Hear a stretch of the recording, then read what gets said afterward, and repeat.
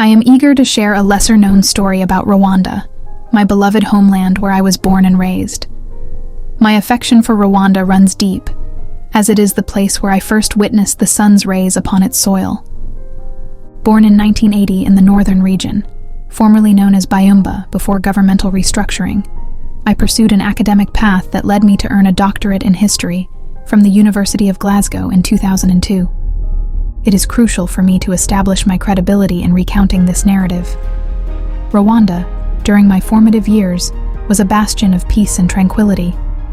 However, the serenity was disrupted on October 1st, 1990, when the RPF launched an invasion from the northeast, penetrating 60 kilometers into the country. Despite initial progress, the RPF encountered a significant setback with the death of Rwigema on the second day of the conflict. By the end of October, they were largely repelled.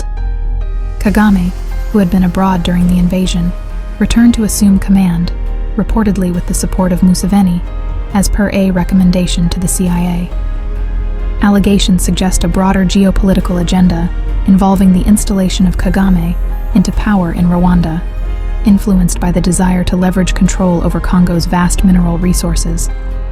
This maneuvering extended to the removal of Joseph Désiré Mobutu from power and the installment of Desire Kabila, who was more amenable to granting monopolies over Congo's mineral wealth to companies from the United States, Israel, and the United Kingdom.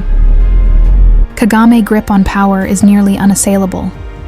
Since becoming president over 2 decades ago, he has extended constitutional term limits, shut down the free press, and clamped down on dissent. Reporters have been driven into exile, even killed. Opposition figures have been imprisoned or found dead. His country has been reduced to tyranny. But this dictator isn't a pariah, like Vladimir Putin of Russia or Bashar al-Assad of Syria. Instead, he's one of the West's best and most reliable friends, Paul Kagame, president of Rwanda. Since coming to power in 1994, Mr. Kagame has won his way into the West's good graces. He's been invited to speak, on human rights no less, at universities such as Harvard, Yale, and Oxford, and praised by prominent political leaders including Bill Clinton, Tony Blair, and the former UN General Secretary Ban Ki-moon. It doesn't end there. Mr. Kagame's Western friends include FIFA, which held its annual Congress at a shiny sports complex in Kigali in March, and the NBA, whose African Basketball League plays in Rwanda. Europe's largest car maker, Volkswagen, runs an assembly plant in Rwanda, and major international organizations such as the Gates Foundation and the World Economic Forum are close partners. Western donors finance a whopping 70% of Rwanda's national budget.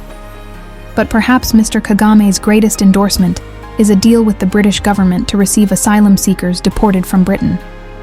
This controversial bargain, which may contravene international law, has cemented Rwanda's reputation as a steadfast partner of Western countries.